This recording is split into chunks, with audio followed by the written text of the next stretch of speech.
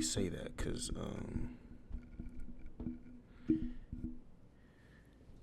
fam, I'm tired. I'm hung over like.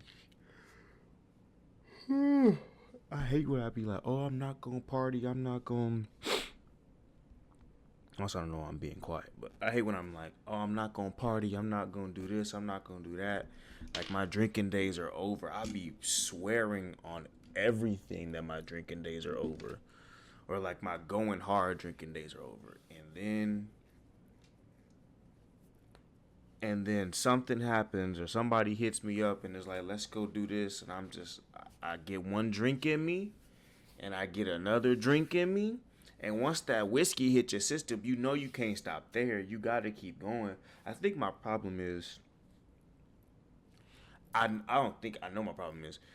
I know my problem is when I mix it, because I think when I start with dark liquor and then mix it into light, done deal. Dark and light liquor they just don't mix.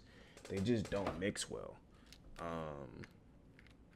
And I know that, but for whatever reason, apparently, my mindset is let's mix a whole bunch of. I need to just be like, yo, I'm on dark liquor tonight. I'm on dark liquor tonight. Go ahead and just give me a Jack and Coke and call it a day, or anything whiskey related. So that way I'm not hungover in the morning. Because I woke up this morning trashed. Headache on 10. Bubble guts galore. Sounded like raccoons in the trash can, bro. That's how bad it was on the toilet. So I won't be drinking for I won't be drinking for a while. Not heavy anyways. But anyways, roll it.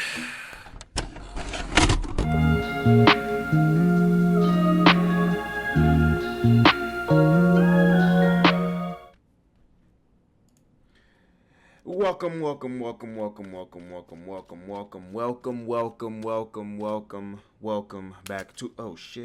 back to another episode of the Your Story Podcast. This is your host, Ronnie J. Salter. Now, as I said before, I'm a little under the weather, so to speak, because I am very much hungover. I'm gonna do my best to keep the energy, but this might be a very short episode. Just because, yeah, bro, when you're hungover, it's not a lot you can do. But I want to start off by saying, if you are viewing this on YouTube, make sure to like and subscribe and hit the bell. And if you are listening to this on Spotify, hopefully everything is going into your ears crisply and concisely. And with that being said, follow the channel, leave a rating, and hit the bell as well. Now, I'm going to start this off by saying, all right, not only am I hungover, but I'm also a little pissed. Because if you are a sports fan, like I am, specifically a college sports fan, like I am, then you will know that Ohio State just lost to Oregon by a point. Now, overarching, I kind of saw this coming, because one thing that Ryan Day and their coaching staff is not good at is they are not good at facing relevant teams and blowing them out. That Ohio State that had that dog in them is, ever since Urban Meyer left, that Ohio State squad has not been the same, bro. We've done nothing but lose games that mattered. We lost to Oregon, we lost to Michigan 3 years in a row. We lose games that matter, bro. Penn State has been like ever since the coaching. And don't get me wrong, any other game, Ohio State is whooping. Any other game, Ohio State is whooping. But when it comes to the games that matter, that really matter, for whatever reason, they just dropped the ball. I just don't understand. I'm trying to wrap my head around it, but I'm not understanding it. I'm really not understanding it, because you would think that them and the coaching staff, like, they would be good enough and have. The thing is that every year since Ryan Day has taken the reins, every year we've had a squad that is championship level. Every year. We have the number one wide receiver in the nation right now in Jeremiah Smith. Will Howard's coming from K-State. So he's a decent veteran quarterback. We have a whole bunch of other veterans on the offense, and we have veterans on the defense. You would think for a second that these people would be. We have two backs in the field, Keyshawn Juggins and Travion Henderson. Two backs in the field. You would think that we have a stacked squad. Ohio State always has a stacked squad. And somehow we lose the games that matter. Whether we strike first or strike last, we end up losing the games that matter. And it just, I don't know if the coaching staff is scared. I don't know if the coaching staff is dumb. I don't know if the coaching staff wants, I don't know if they ops. I don't get it. But this game proved to me one thing. Dumb shit keeps happening to Ohio State, bro. Dumb shit keeps. When it comes to textbook football, I think that's what it is. When it comes to textbook football, Ohio State is the superior team. But when it comes to just bullshit, we're going to get beat. There were so many plays on that. There were so many ridiculous drives in that game. So many ridiculous plays. It was supposed to be an onside kick. There was an onside kick that didn't even go 10 yards, but because it hit an Ohio State player, Oregon ended up getting it back. There was a fumble recovery. It wasn't even really a fumble recovery. It was a strip that happened on Travion Henderson, where Oregon blitzed into the backfield, and one of the fucking defensive players stripped the ball from Henderson. One dude on the Oregon squad got ejected for spitting on one of the Ohio State players. It just, nothing is making sense this season. I don't know if it's the 12-team round robin. I don't know. This season, nothing is making sense to me, bro. Nothing is making sense to me. I don't know what they need to do. And here's the thing. I've been watching Ohio State. Will Howard, for all his salt, is not the best. I can't wait till we get fucking Air Nolan in the goddamn. Because Will Howard, for all of his salt, he is not. I need them to stop putting white quarterbacks on Ohio State. Just stop. Quit putting. Just stop. Stop putting. Don't put the white boys. I'm sorry. The white boys need to stay on the O-line and defensive line, bro. Keep those cornbread fed, corn husking ass. Keep them niggas on the defensive line and on the offensive line. Stop putting them at quarterback. Because the last time we won a championship, we didn't win it with no white goddamn quarterback. And this is no shade to Indy. If you're good, you're good. But Ohio State can't recruit good white quarterbacks. They just can't. They can't recruit a J.J. McCarthy. They can't recruit a Carson Beck. They can't recruit a Trevor Lawrence or whatever the hell his name. They can't recruit these decent or really good Heisman level white quarterback. They can't recruit a Quinn Ewers or Arch Manning. Y'all don't have it in y'all. Stick to the black quarterbacks, because those is what have won you or even got you to championship level, bro. Those are the ones that have won you the big games. the big games because they have that dog in them. These quarterbacks that y'all are picking up in freaking, who was the last dude that we had? Who's the last dude that we had? Kyle McCord and freaking Will Howard. Fam, who are we kidding right now? So I need them to stop. We still have playoff contention. Don't worry. Like, if Alabama's in, then trust me, Ohio State's in. So we still have playoff contention. But we have to basically blow out every other team, bro. And here's the thing. The year that we won the championship, we lost in that year too. So I mean, it's with this 12-team round robin, it's even more possible now than before. All I'm saying is this though, we have to blow out every team, and I mean blow out Michigan. Every team that we play from Oregon on, we have to blow them out the water. We have to blow them out the water because it's not like we lost bad. We lost by a point, so we're still in this. But it's like every team that we face from here on until the end of regular season, we have to blow them out of the water, bro. There's no room for nothing. We have to play like we are the number one team. Because right now, the only team that has I was talking to my homeboy yesterday after the game about Texas.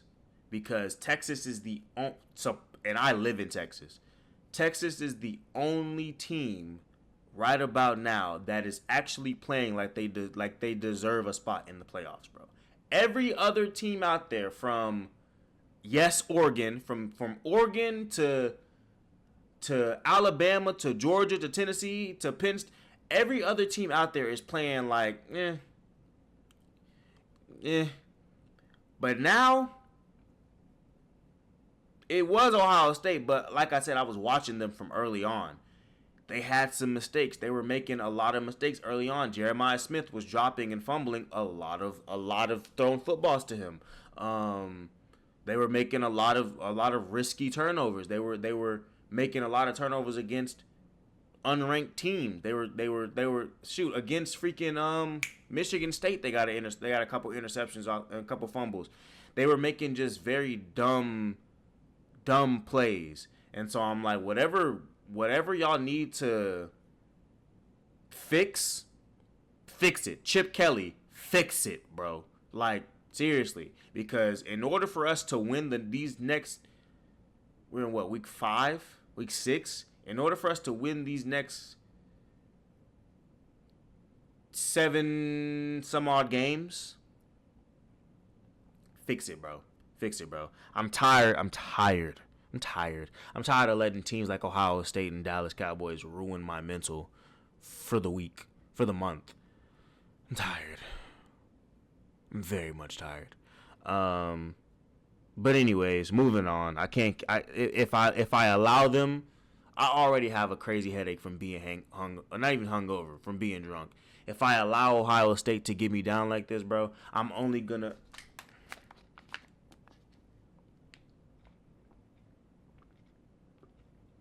I can't do it, bro. I can't allow them to get me like this, bro. I understand every day why people put parlays on teams and then absolutely like jump, like freaking RKO their TV when their team loses. I understand it every day. That's why I don't bet, because you got me messed up if you think I'm about to put a parlay on you winning or making or doing whatever you got to do, and then you end up fucking me by one. Imagine. By a point. I'd burn my TV to the ground.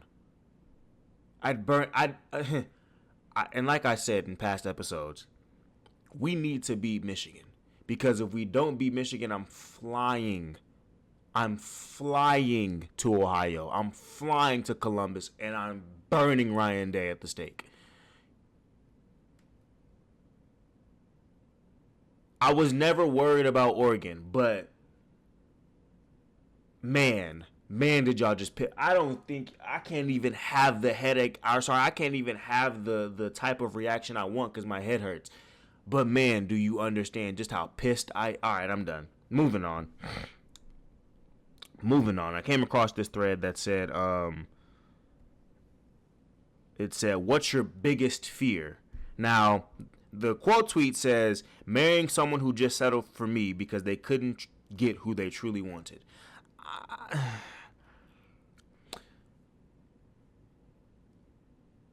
I feel like this. When it comes to things like that,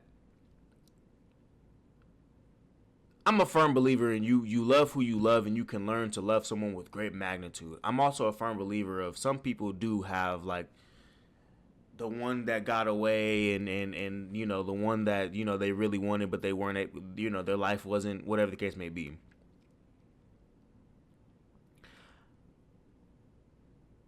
Sometimes you get lucky. Sometimes you don't. That's just that is honestly just the thing with life. Sometimes you get lucky and you get who you want.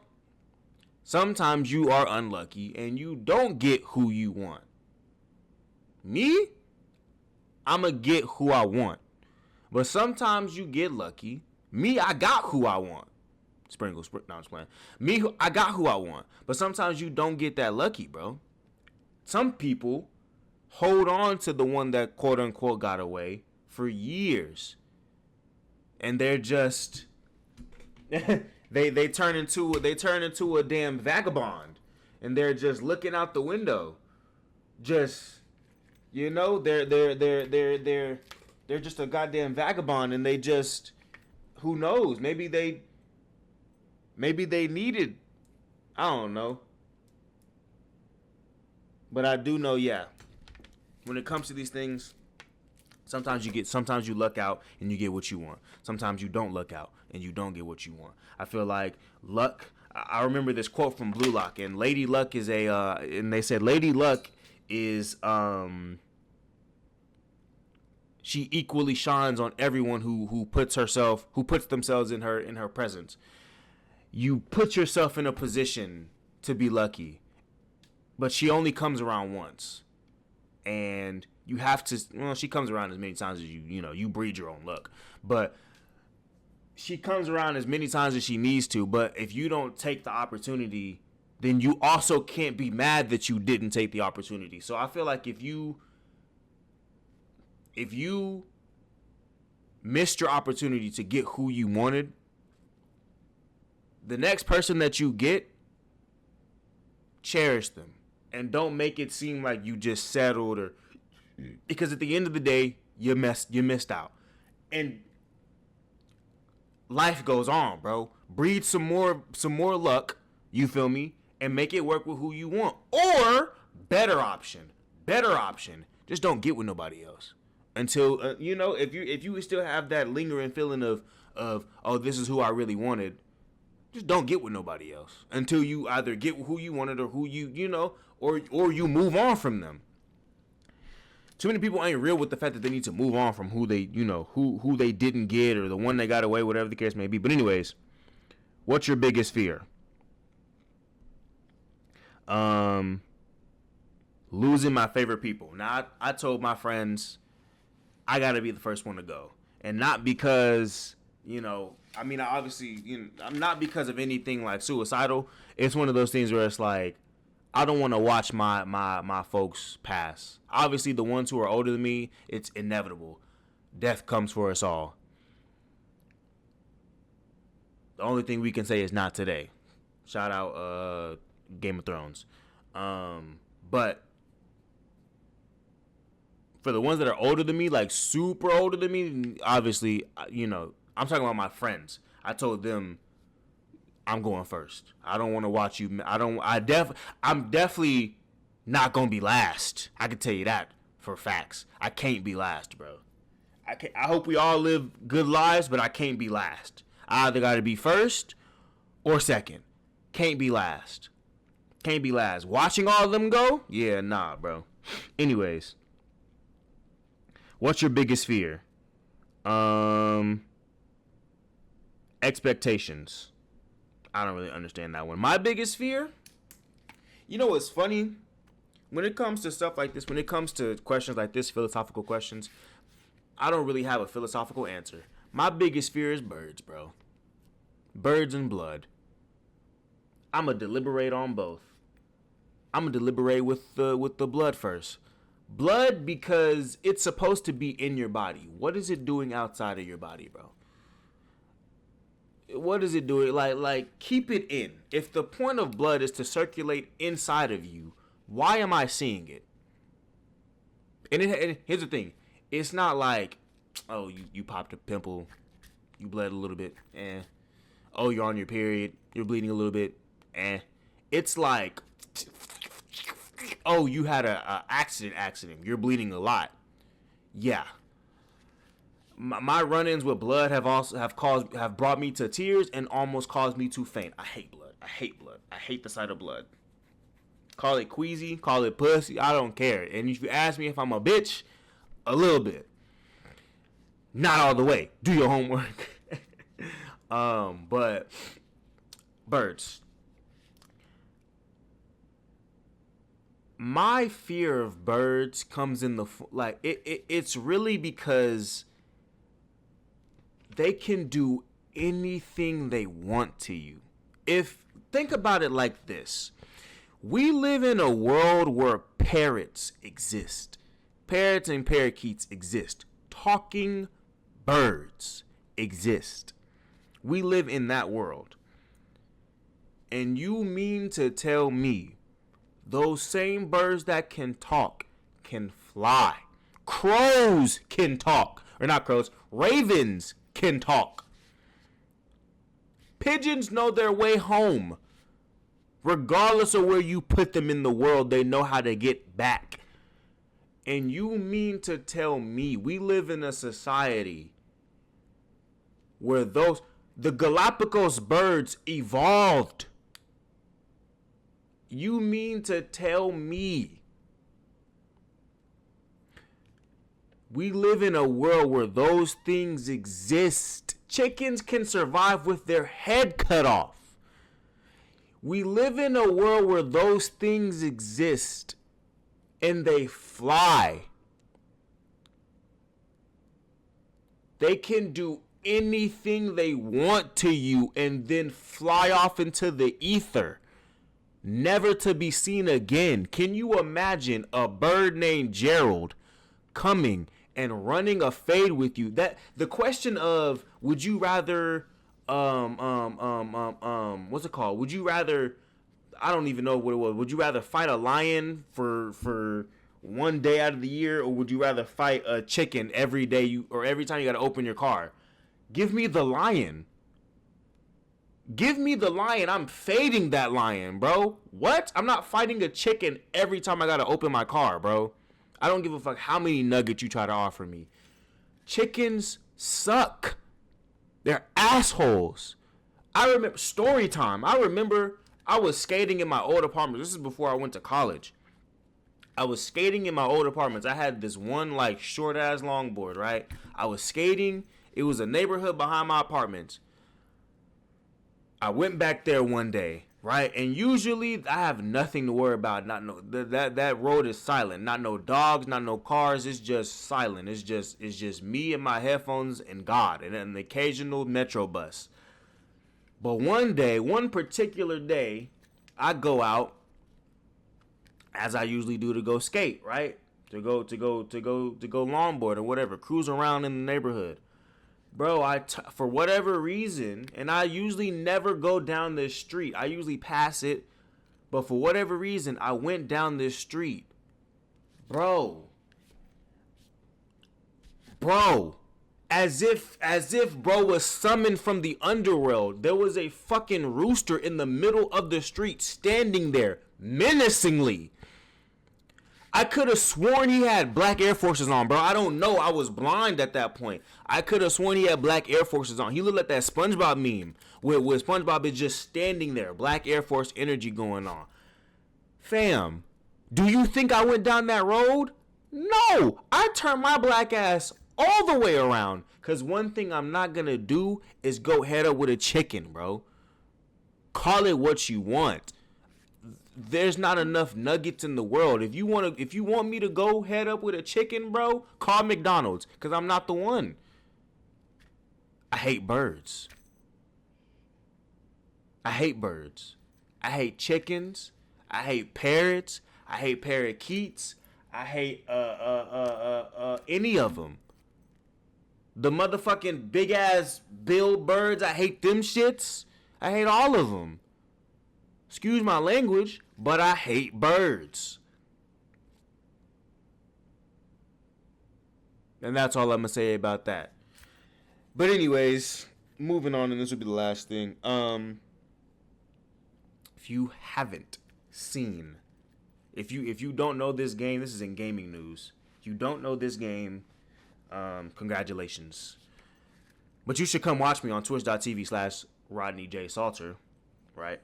I've been playing a lot more fighting games, specifically Sifu, Sifu. Specifically Sifu. Let me tell you this right now, bro. I've played plenty of games.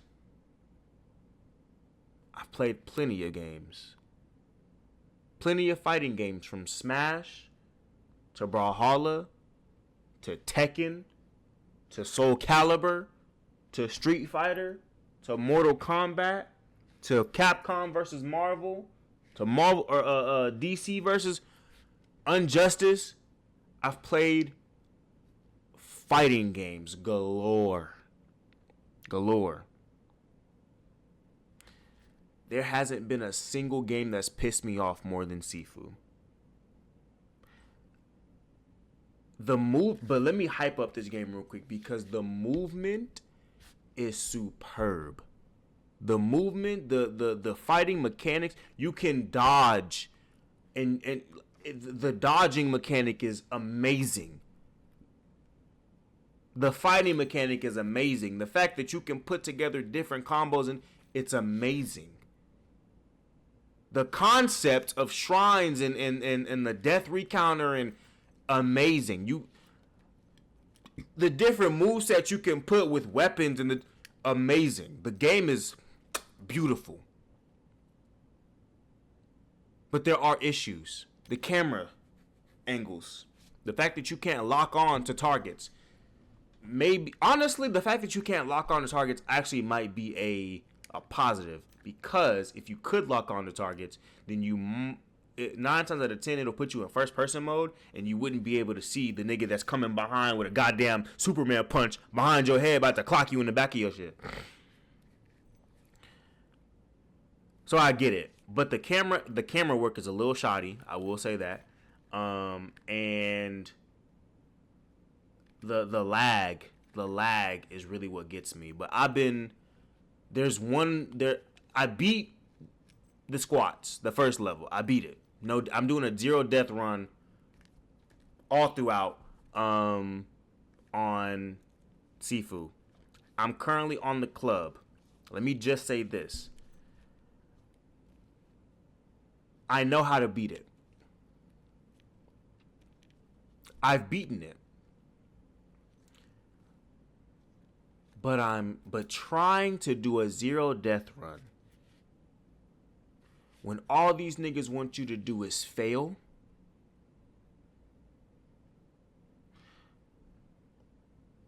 there's a motto, there's a life lesson in there somewhere.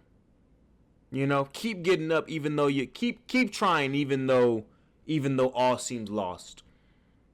But I will tell you this, man. Nothing pisses me off more than, not even the boss. Nothing pisses me off more than losing to NPCs, to O's and ones who I've already figured out. Nothing pisses me off more. These game developers have the audacity to put 2 mini bosses. You have to fight them. You have no choice. To put 2, actually you don't have to fight them, but for whatever reason, I don't know. They have the nerve to put 2 mini bosses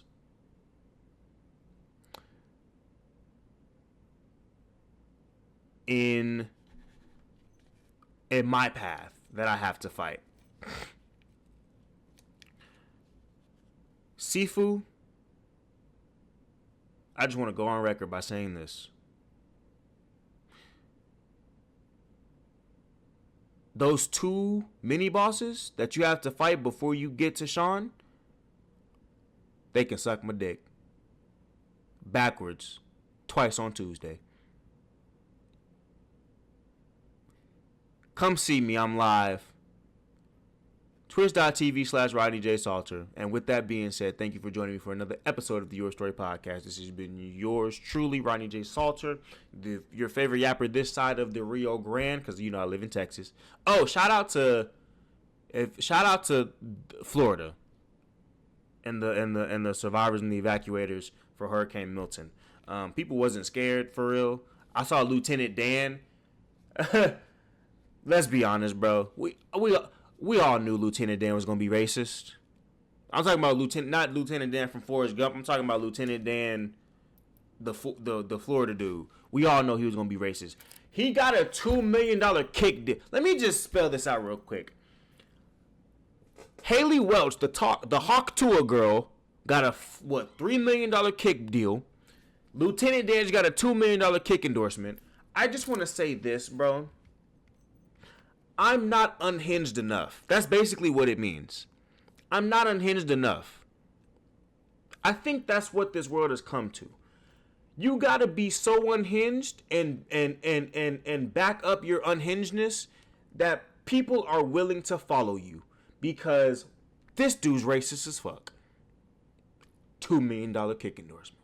Haley, the only thing she said was, you gotta hawk to it and spit on that thing.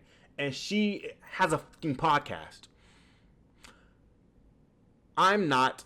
Twitch.tv has Rodney J. Salter. Catch me on there. Brush your teeth. Floss your teeth. Wash your butt.